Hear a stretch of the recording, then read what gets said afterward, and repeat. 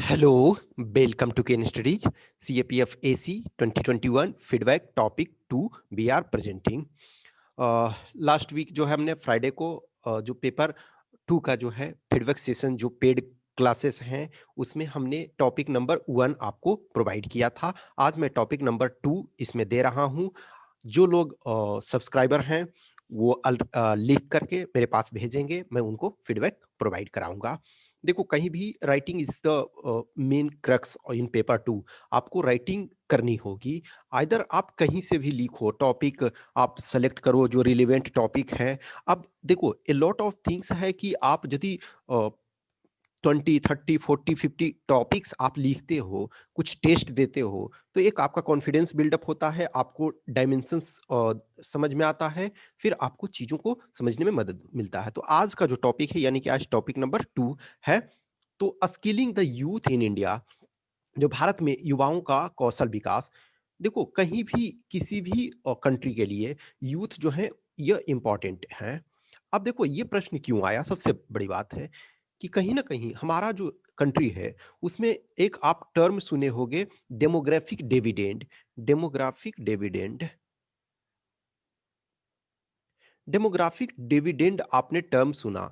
हाँ, इंडिया में demographic dividend है, इसका मतलब है कि 15 से 64 ईयर्स के बीच में हमारे यहाँ बहुत अधिक पॉपुलेशन है। अदरवाइज देखोगे एनसीईआरटी के कुछ ये में है 15 से 59 लिखते हैं अदरवाइज, लेकिन आज के डेट में 15 से 64 इसको यूज किया जाता है। तो 15 से 59 या 64 वॉट एवर लेते हो, तो इस एज में हमारे यहाँ बहुत पॉपुलेशन है। लेकिन आप 64 को कंसीडर नहीं करोगे, क्योंकि यूथ्स में जो है वो आपको जो अर्ली एज में है उन्हें आपको ट्रेनिंग देना है।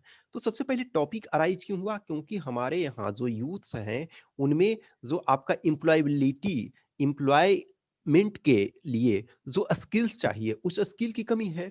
एक नास्कॉम है, नास्कॉम की एक रिपोर्ट कहती है जो इंडिया में इंजीनियरिंग ग्रेजुएट तैयार हो रहे हैं, इंडिया में जो इंजीनियरिंग ग्रेजुएट हैं जो कॉलेज से निकल रहे हैं, इंजीनियरिंग कॉलेज से, उसमें 75% के पास जो है स्किल्स नहीं है। 75% इंजीनियर्स के पास जो निकल रहे हैं उसमें स्किल ही नहीं है कि जो वो जॉब का जो प्रेजेंट ट्रेंड है, कंटेक्स्ट है, प्रेजेंट जो ट्रेंड है, प्रेजेंट जो स्किल रिक्वायरमेंट है इंजीनियरिंग ग्रेजुएट का, वो उनके पास नहीं है। इसका कारण क्या है कि जो आज की डेट में इंजीनियरिंग कॉलेज जो है इतने ज़्यादा खुल गए हैं कि सब में कैपेसिटी एक तो फुल नहीं हो पाती है, दूसरा क्या है कि उनके पास रिक्वायर्ड इंफ्रास्ट्रक्चर नहीं होता है। एंट्रेंस टेस्ट, जस्ट सोचो, एक टाइम था कि पहले जो रेपुटेड इंजीनियरिंग कॉलेज में आज भी कंपटीशन है और पहले भी, लेकिन पहले इंजीनियरिंग का ये मेन मतलब होता था कि यस, इंजीनियरिंग बहुत कम सीट्स है, तो कोई भी बंदा है काफ़ी मेहनत करके गया है और वो उस चीज़ में जा करके वहाँ 4 ईयर्स मेहनत करेगा, वर्क करेगा। आज के डेट में क्या है कि इंजीनियरिंग वगैरह में कि कोई भी सपोज एंट्रेंस टेस्ट दिया, निगेटिव मार्किंग भी ला रहा है एंट्रेंस टेस्ट में, तब भी उसका एडमिशन हो जा रहा है। कि तो ये सिर्फ मैं इंजीनियरिंग की बता रहा हूँ और हर फील्ड का ऑलमोस्ट यही प्रॉब्लम है। अब कोई सपोज प्लेन ग्रेजुएट हो गया, बीए कर लिया, एमए कर लिया, अब वो आइदर उसके पास क्या विकल्प है कि वो गवर्नमेंट जॉब का प्रिपरेशन करेगा। लेकिन सबको तो आप गवर्नमेंट जॉब दे नहीं सकते हो। आपके पास रिक्रूटमेंट निकलता है तो limited, suppose for example civil services का, या आप असिस्टेंट कमांडेंट का पेपर लेते हो या कुछ भी है, मास में बल्क में आपके पास क्या जॉब बचता है सपोज गवर्नमेंट जॉब में, तो पुलिस में। तो पुलिस में क्या है, कांस्टेबल, कांस्टेबल लेवल में ही मास लेवल, फिर टीचर। ये जो दो अभी है वो उसमें मास लेवल के वैकेंसी निकलते हैं, कांस्टेबल, टीचर, ये सब में। लेकिन अदरवाइज क्या है, वेरी फ्यू निकलते हैं। अब सबको तो आप उसमें दे नहीं सकते हो, सबके पास वो जा नहीं सकते हैं, तो क्या हमारे पास विकल्प बचता है कि और अदर स्किल्स। प्रॉब्लम क्यों हो रही है कि यूथ जो है तो वो स्किल की उसमें कमी है। कोई भी बंदा, अब स्किल का मतलब होता है डिफरेंट पीपल्स के लिए डिफरेंट लेवल का स्किल। जैसे जस्ट एग्जांपल लो, एक लेबरर क्लास है, तो एक बंदा जो डेली वेज अर्नर है, वो उसमें कोई स्किल नहीं है, तो उसको क्या है, सपोज आप राजमिस्त्री जो है, राजमिस्त्री का उसको स्किल दोगे तो वो क्या है, भवन निर्माण में वो मदद करेगा। वो अब उसका एज ए मजदूर, सपोज उसकी जो डेली वेज था वो सपोज 300 था, लेकिन वो राजमिस्त्री एक अच्छा बन गया तो उसका 600, 700, 800 रुपया उसको मिलने लगेगा। फिर मान के चलो कि कोई भी मैकेनिक बनना चाहता है, जैसे आईटीआई आपने देखा है।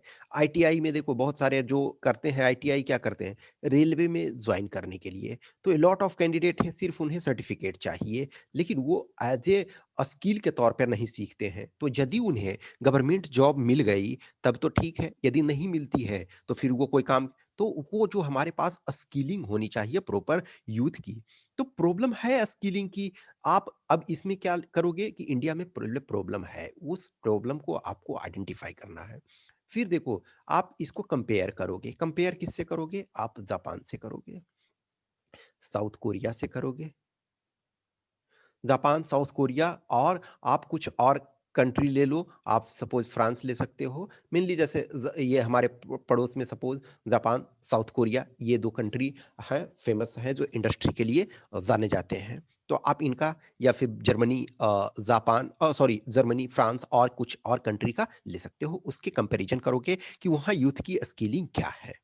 ठीक है, तो एक आपका जो एक्चुअल में प्रॉब्लम है, हमारे यूथ में प्रॉब्लम है, यूथ में इन द सेंस कि यूथ को स्किल्स नहीं दिया जा रहा, जो डेमोग्राफिक डिविडेंड है। तो if youths are not trained properly, यदि यूथ्स को हम स्किल नहीं दे पाए, तो डेमोग्राफिक डिविडेंड जो है डेमोग्राफिक नाइटमेयर में बदल जाएगा। जो डिविडेंड था डेमोग्राफिक डिविडेंड, वो डेमोग्राफिक नाइटमेयर में बदल जाएगा।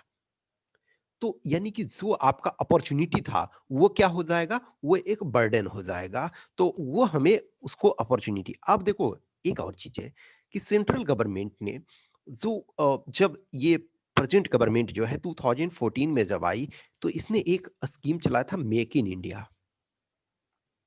मेक इन इंडिया, अब मेक इन इंडिया का मतलब है कि मैन्युफैक्चरिंग में हमें, मैन्युफैक्चरिंग बेस हमें बनाना है। तो मैन्युफैक्चरिंग बेस में क्या है, मैन्युफैक्चरिंग यदि बेस आप बना रहे हो, क्योंकि इंडिया में क्या है, आइदर एग्रीकल्चर और सर्विसेज सेक्टर, जो बीच का, जैसे चाइना देखोगे, चाइना, साउथ कोरिया, जर्मनी, ये सब कंट्री जो है, जापान, इन्होंने एक अच्छा इंडस्ट्रियल बेस बनाया है।